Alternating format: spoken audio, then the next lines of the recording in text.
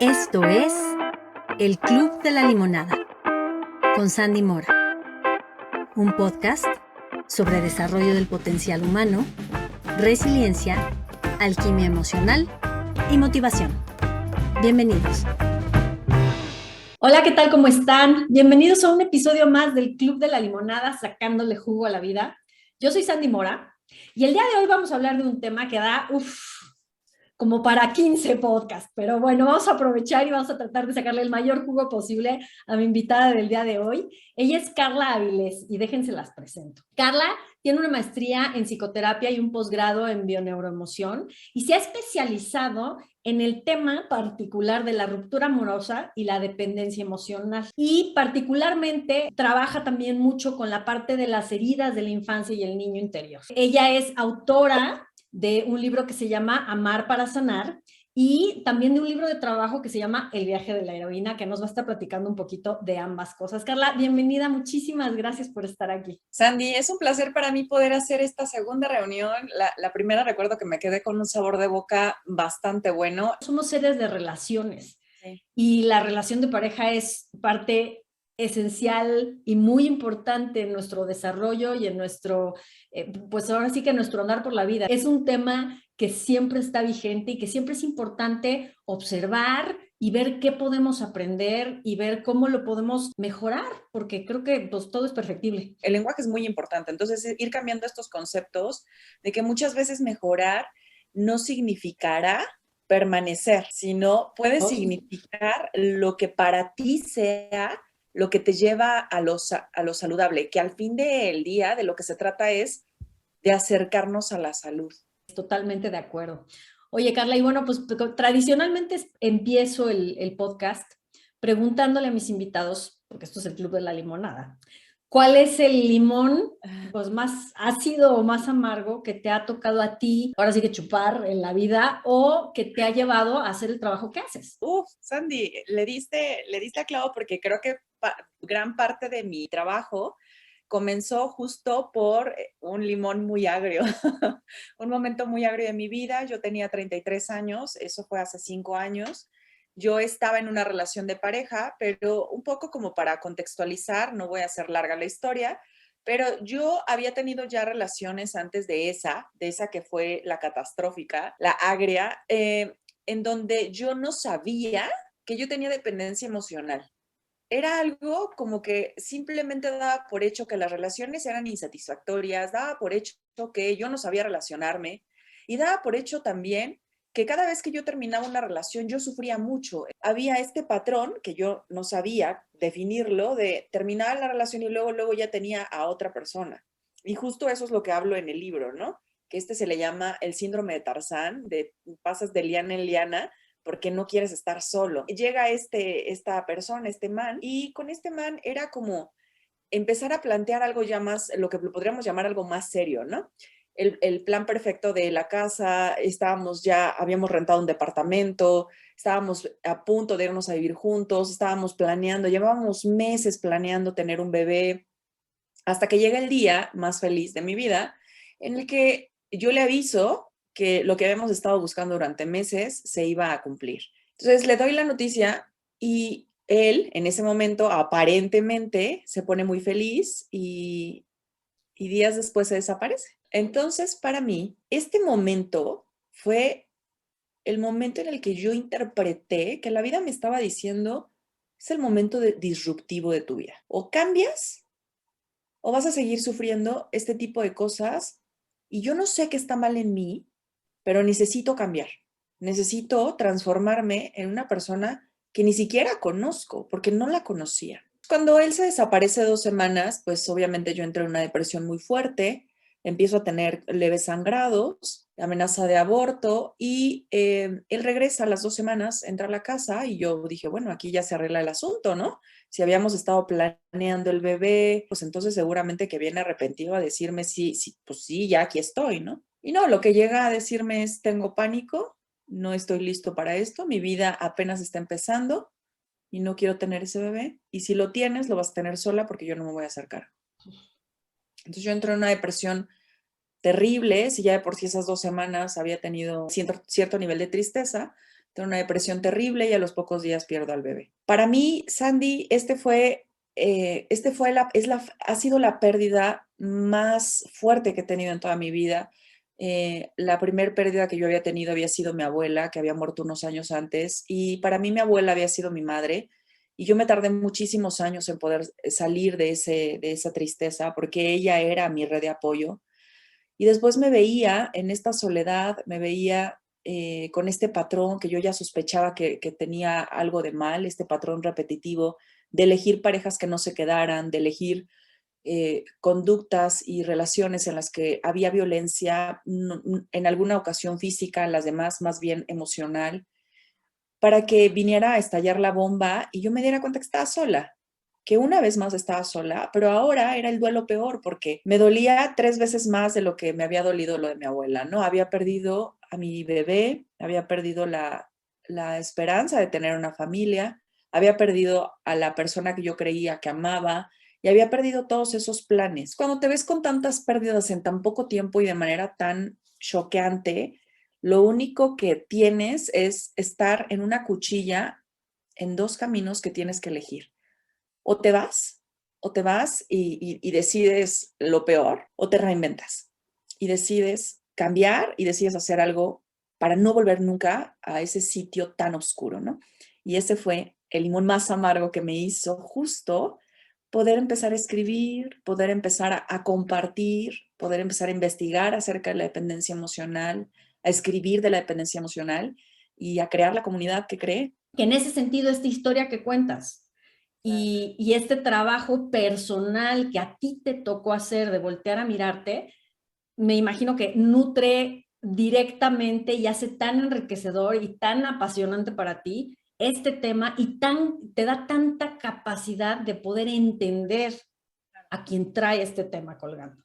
Me estás platicando esta historia, evidentemente es una historia, como dices, de pérdida bien fuerte, porque cualquier ruptura amorosa, ¿no? Implica la pérdida de un sueño. Y un poco quiero que entremos a esta parte de qué pasa, ¿no? En nuestra cabeza y en nuestra alma y en nuestro corazón cuando entramos a una relación amorosa y por qué tenemos estos sesgos, ¿no? O esta ceguera de no poder ver en lo que nos estamos metiendo. Y si esto es algo que es natural o es algo que viene solamente con las personas que tenemos cierta dependencia emocional, o si todos tenemos hasta cierto grado de dependencia emocional, o cómo está este tema, ¿cómo? A ver, platicarnos un poco. Todos, y hay un grado muy saludable de dependencia emocional, o sea, no es lo mismo alguien, voy a ponerlo en porcentajes como un poco para dar la idea, no es lo mismo alguien que es 100% dependiente emocional a alguien que tiene una independencia emocional con su pareja de un 20-30%, en donde yo me resuelvo la vida en un 70-80%, pero contigo co-construyo y parte de mi bienestar también depende de lo que tú puedas ayudarme a co-crear en esta relación. Correcto. Pero solo es un 20-30%. Y no podemos ser seres autónomos ni completamente independientes porque somos seres sociales y porque hay algo, hay una parte del bienestar que lo social y que el otro sí tiene que darnos, el vínculo nos tiene que proveer de eso, ¿no? Pero, ¿qué pasa en el cerebro? A ver, cuando estamos enamorados, tenemos toda una serie de reacciones bioquímicas a nivel neurotransmisores. Los neurotransmisores son estas sustancias químicas que están en las conexiones neuronales que desatan, por ejemplo, la dopamina, la serotonina, todos los estímulos, ¿no? Todos estos neurotransmisores de estímulo-respuesta, de satisfacción, de que puedas o no sentirte como con cierto placer. Por eso te dicen, haz ejercicio para que generes dopamina, que es la hormona del placer, porque te da un cierto nivel de bienestar. Y lo que se dice es que el enamoramiento motiva las mismas zonas neuronales y cerebrales que el consumo de la cocaína. O sea, para que nos demos una idea de lo brutal que es el enamoramiento. Es como un subidón después de haberte metido. Después de haberte metido una línea de cocaína. Entonces, esto nos vuelve adictos.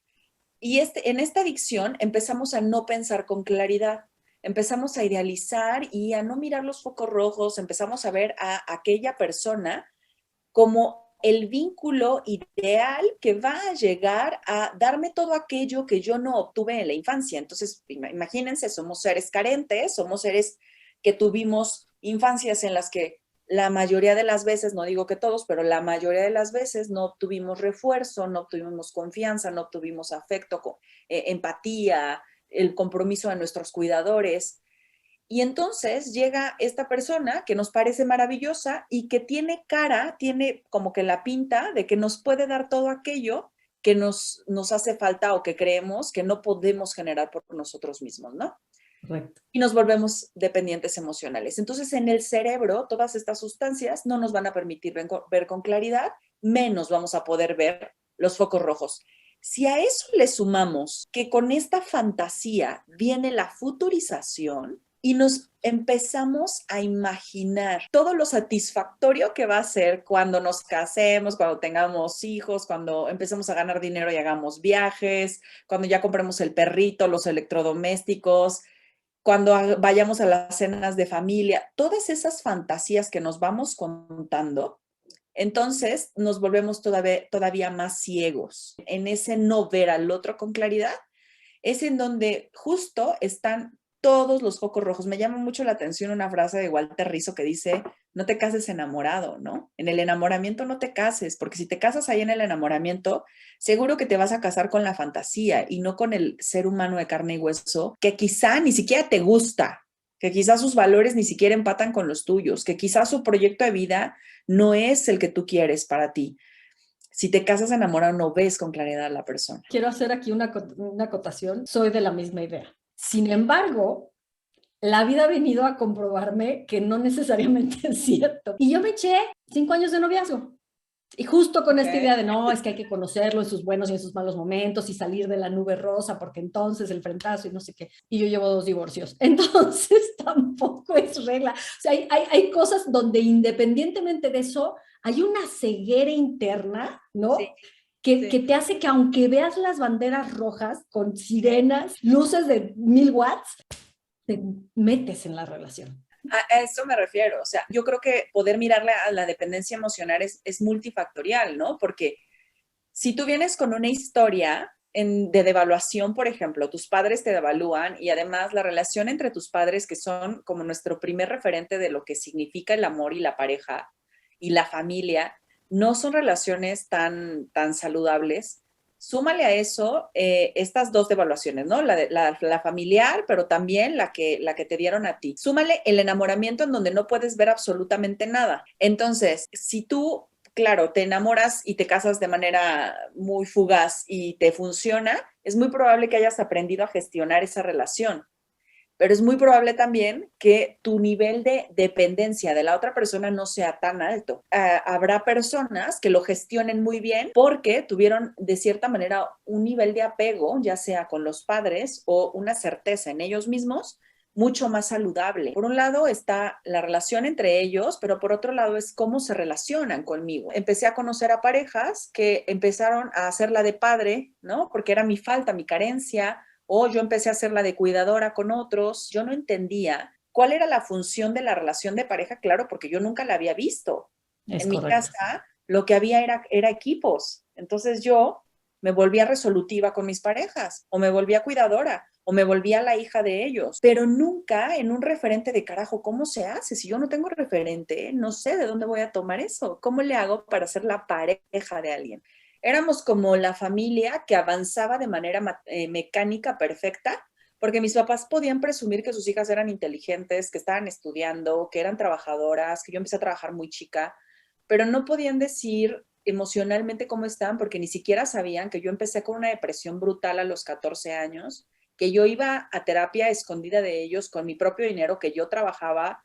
Ellos no sabían que yo tuve intentos de suicidio hasta muchos años después, no supieron que yo tuve anorexia, que tuve bulimia, pero era la familia funcional, ¿no? O sea, como que todos cumplíamos la función que la gente podía mirar, pero de manera interna, muchos años después de adulta, platicando con mi hermana mayor, me dijo, Carla, yo pasé por una depresión brutal, y yo le decía, yo también, güey, ¿dónde estábamos?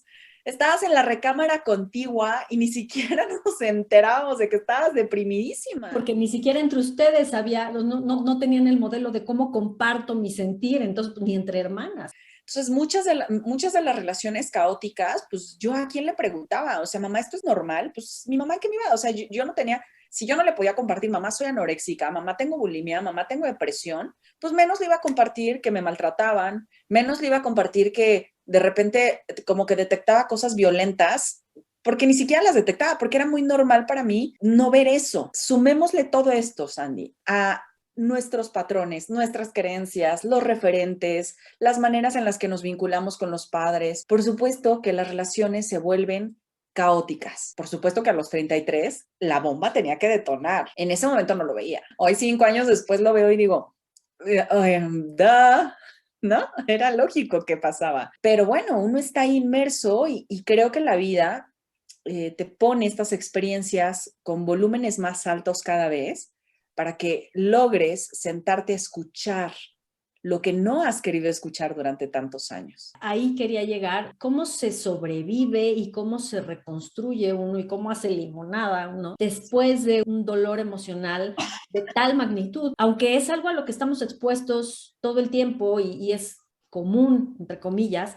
Yo creo que la pérdida de la pareja o de la fantasía de la pareja, de la fantasía del proyecto, es de los dolores más grandes que como personas padecemos, ¿no? Porque además remueve y toca y abre las heridas de esta sensación o de insuficiencia o de no merecimiento o de traición que traemos de la infancia. Entonces, ¿cómo se le hace para rearmarse de una forma sana y más consciente después de un dolor de ese tamaño? A mí me quedaba claro que yo estaba rota.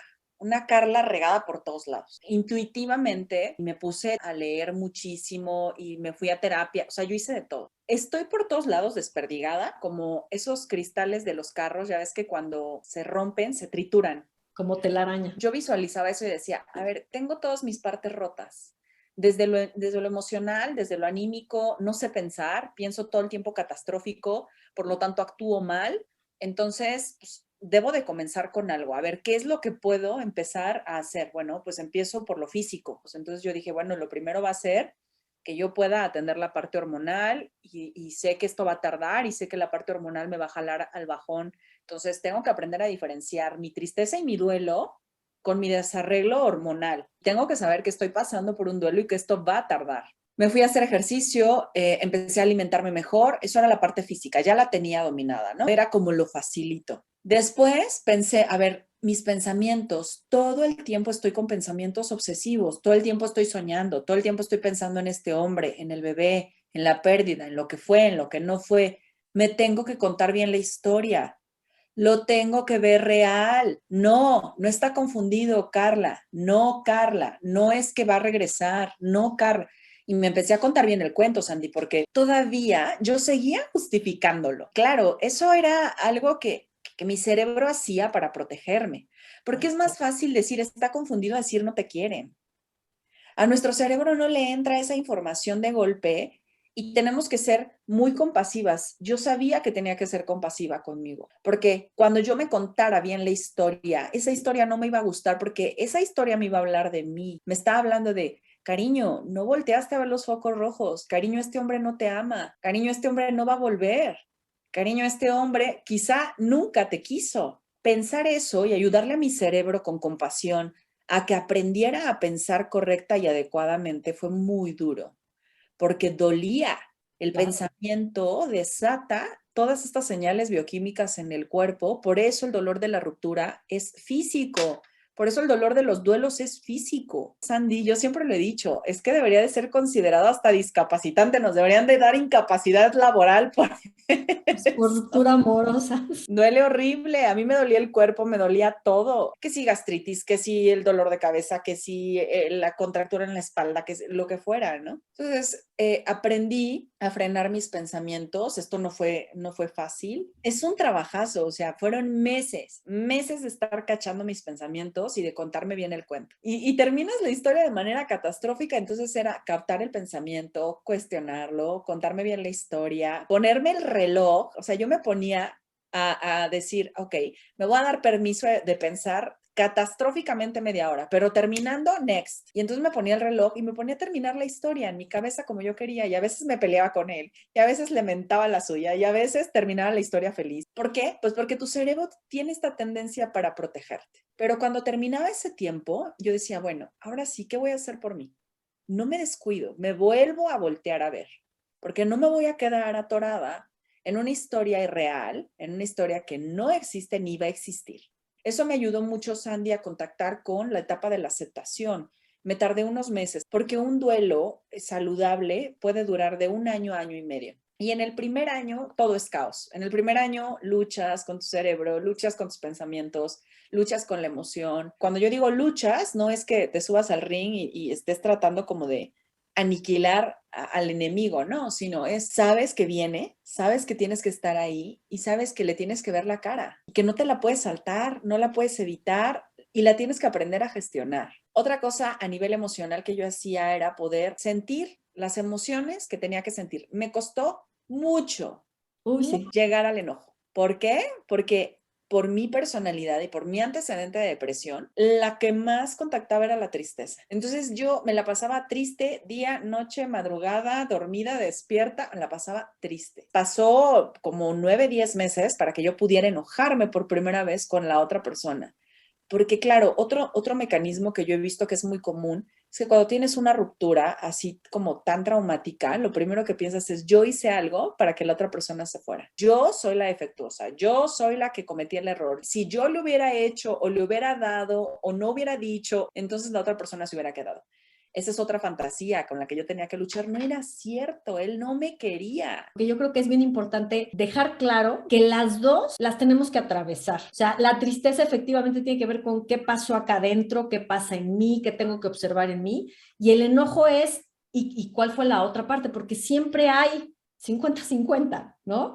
A veces hay quien puede decir, no, fue 75-25. Mira, la realidad es que ambos tienen vela en el entierro. Y entonces la tristeza tiene que ver con ver lo que a ti te mueve, lo que a ti te hiere, lo que a ti te obliga a mirar. Y el enojo tiene que ver con también observar y poder cantar la parte que al otro le toca. Y a veces viene uno primero y otro después, y luego a veces al revés, y luego a veces se revuelven, y luego es un caos, que por eso es importante trabajar y observar. Hay algo que es un tip que yo siempre les doy a las personas que llegan a mí por el tema de ruptura, que yo les digo, a ver, tienes que tener en cuenta una cosa. El enojo y la tristeza son emociones trampositas, se cubren muchísimo. Cuando estés sintiendo enojo, es muy probable que debajo haya una tristeza que no se ha sabido canalizar. Y viceversa, cuando haya muchísima tristeza, hay un enojo que no quieres sacar con el otro. Claro, mucho tiempo después yo, cuando me enojé, Sandy, me di cuenta que yo no me quería enojar con ese canijo, porque si yo me enojaba en ese momento, iba a tener que terminar de aceptar que el tipo no era lo que era correcto y bueno y perfecto para mi vida. Pero mi cerebro no me quería contar esa historia, porque mi cerebro estaba aferrado a que él era el hombre perfecto, el que era el man con el que yo me iba a casar, iba a tener a mis hijos y que era la mejor elección que pude haber hecho. Y no era cierto, pero mi cerebro me estaba ayudando a protegerme. Cuando me pude enojar con él ya me di cuenta que no era el man perfecto, ¿no? Pero... Y eso como ayuda a poder terminar, o sea, a desenvolver el duelo, el proceso del duelo, porque luego si no pasas por esa faceta, pues como que te atoras, ¿no? ¿Qué hace que se atore el duelo y que no se pueda resolver? No querer ver la realidad, no querer ver con claridad lo que sí está pasando, porque en la resistencia de poder ver está el sufrimiento. Entonces yo me encuentro con muchas mujeres y hombres también que no avanzan y no avanzan y no avanzan porque todo el tiempo están hablando de lo que el otro les aguantó, de lo que el otro les pidió y no dieron, de lo que el otro hizo bien, y entonces muchas veces tengo que estarlos jalando y decirles, bueno, ¿y tú? Bueno, pero tu necesidad, ¿dónde estaba? Bueno, pero y se fue. O sea, ¿por qué no estás viendo eso? ¿Por qué no estás viendo qué hiciste? ¿Por qué no reconoces lo que diste, lo que pusiste sobre la mesa? Hay una justificación de la conducta del otro que por supuesto que no va a permitir que avances. Pero hablando del trauma, ¿no? Y del trauma de la infancia, el tema de autoflagelarnos, ¿no? De cargarnos nosotros con la culpa, de cargarnos nosotros con la insuficiencia, de cargarnos con este sentido de no merecimiento, es un mecanismo de defensa porque como niños estamos a expensas de los adultos que nos cuidan, ¿no? De nuestros padres o de las figuras adultas que son los cuidadores. Nadie viene preparado realmente al 100% para ser un buen padre o una buena madre. La vamos a regar tarde o temprano, ¿no? Inevitablemente. Pero sin embargo, como chiquitos, no podemos ver esa parte. O sea, admitir que el que me tiene que cuidar no es capaz de cuidarme es aterrador, porque entonces, ¿en manos de quién estoy? Entonces, como mecanismo de defensa digo, no, ellos son perfectos.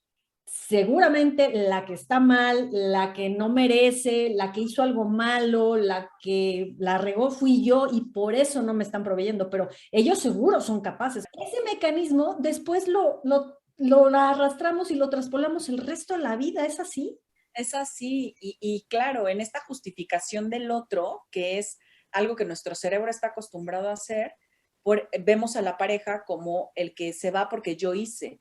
Y si encima de todo tienes a alguien que te lo confirme, me voy porque no me diste, me voy porque no querías, me voy porque no lo cuestionas y te quedas atrapadísimo en la negación, porque claro, el cuento que te cuentas, te lo contaste desde niño y se vuelve desadaptativo. De niño funcionó como un mecanismo de defensa, pero como adulto es un mecanismo totalmente desadaptativo. ¿Qué podemos hacer para estar más conscientes de nosotros mismos, más alertas, más atentos y hacerle caso a esas banderas? O sea, ¿cuál es el trabajo interno que tenemos que ir haciendo para poder estar más aptos para relacionarnos desde un lugar sano? Parte de sí cuidarme y de lo físico y de lo emocional era aprender a conocer a Carla. Me di cuenta, dije, caray, ni siquiera tengo idea de quién soy, de qué me gusta, de qué no me gusta, de qué necesito, de qué deseo, de qué ya no quiero. Era una perfecta desconocida para mí. Cuando empiezas a conocerte, cuando empiezas a contactar ya verdaderamente con quién eres,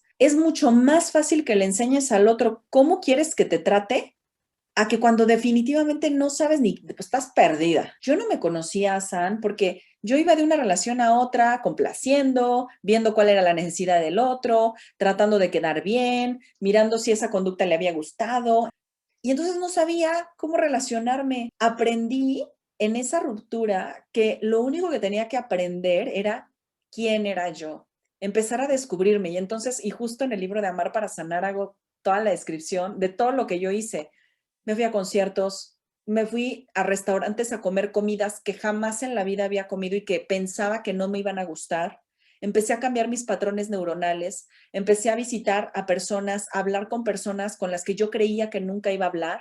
Aprendí a ir a lugares que yo creía que nunca iba a ir. Me metí a aquella tienda que tenía años que pasaba y que decía, luego vengo, luego vengo, luego vengo. Me empecé a vestir diferente para probar si me gustaba. Empecé a usar falda. Jamás en mi vida había usado falda. Es decir, empecé a experimentar, a practicar con una Carla que podía hacer muchas cosas y que iba integrando algunas en su vida y que iba descubriendo, perfecto, ya viví esto y esto no me gustó.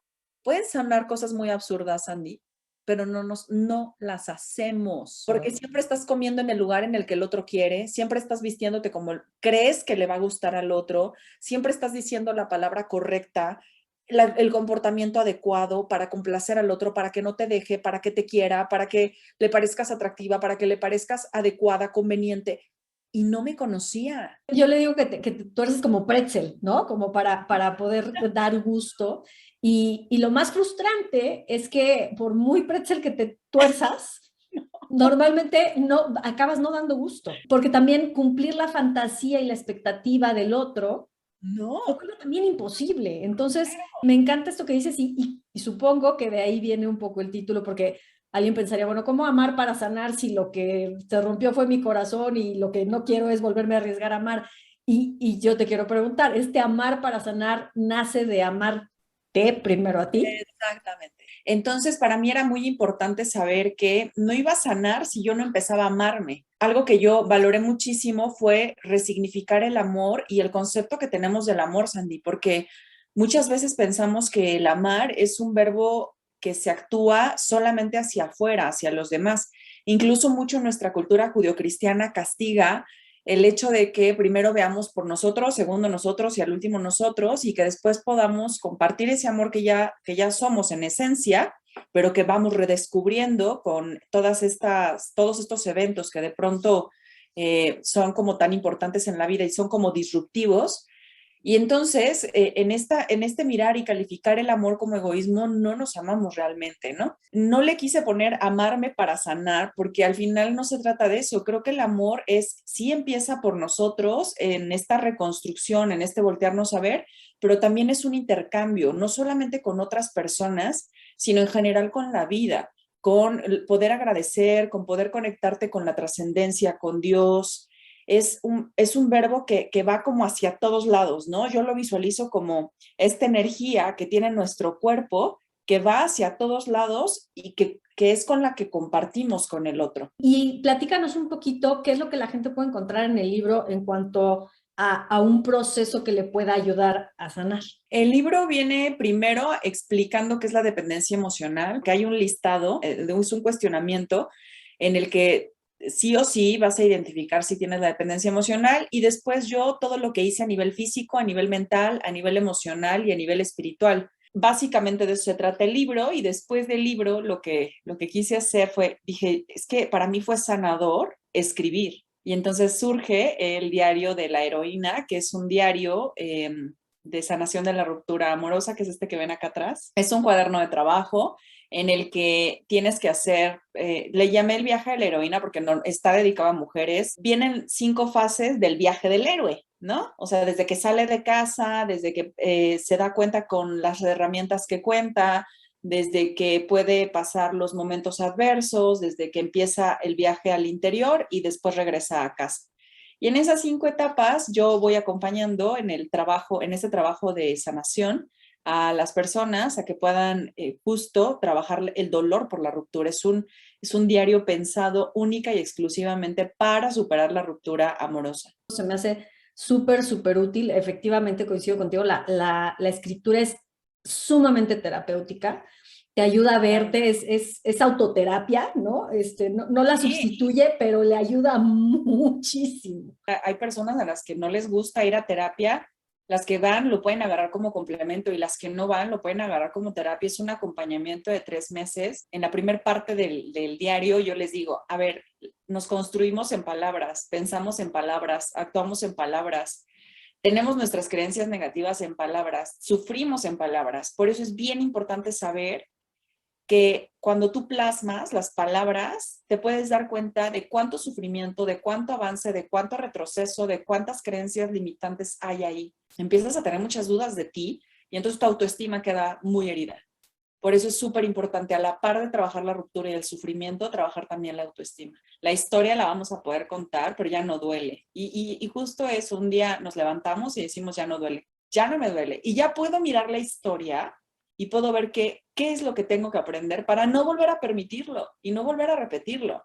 También ser sumamente compasivos claro, por supuesto que aprendes muchísimo, creces muchísimo y probablemente la vas a volver a regar, ¿no? O sea, porque no trabajar un proceso de ruptura amorosa no te hace entonces inmune a que nunca más vuelvas a meter la pata. También aprender que, pues, ¿qué es eso? ¿Qué es un proceso? Pero que es como una espiral ascendente, ¿no? O sea, vuelves a lo mejor a estar en un lugar parecido o similar y lo puedes ver desde otra perspectiva. Y entonces el proceso de aprendizaje y el proceso de poder poner los límites o de poder terminar la relación a tiempo antes de que caigas, ¿no? Es más rápido. No quiere decir que ya te volviste inmune al dolor amoroso. No, y sí es cierto, o sea, porque muchas veces vienen, regresan y dicen, Carla, otra vez la regué. No, ya no estás en el mismo punto. Ya te das cuenta más rápido, ya dices bye más rápido. Y eso es muy bonito. Y también un poco se trata de eso. Creo que las relaciones, Andy, sí son para valientes y sí son para atrevernos. Y sí son para soltarnos un poco y decir, no lo puedo controlar todo, el otro no me puede dar garantías, como yo tampoco le puedo dar garantías al otro, pero voy mucho más despierta para ver focos rojos, para poder decir, no, gracias, no quiero, no me apetece, no me gusta, esto sí lo deseo, para aprender a pedir. Vas un poquito más lista, ¿no? Y así es el proceso de la vida en toda la realidad. Siempre está este tema de la relación con el otro y de cómo el otro me construye, de cómo el otro me refleja. Es solo a través del otro que yo aprendo a conocerme y que yo aprendo a entenderme y que yo puedo mejorarme si así lo decido y creo que es importante. No es que tenga la obligación de ser mejor todo el tiempo, porque también esa es otra que de repente nos compramos y entonces andamos con una ansiedad horrible porque no he mejorado, algo está mal en mí y entonces regresas a la, ¿no? Espiral para abajo. La palabra que usaste me parece la más adaptativa, es con compasión para, estamos aquí en este plano existencial, aprendiendo y nos vamos a seguir equivocando. Ahorita que anda mucho de moda el concepto de responsabilidad afectiva, a veces el otro hará cosas de manera involuntaria que me lastimen. Yo me hago cargo de mí, tú te haces cargo de ti y los dos a la vez nos hacemos cargo de no lastimar voluntaria ni involuntariamente el otro. Aunque involuntariamente de repente sucederá, pero entonces, bueno, ¿qué necesitas, no? Y te vas relacionando con personas que vayan vibrando más en esta información. Porque a veces no le queremos entrar al proceso terapéutico o al proceso del clavado, ¿no?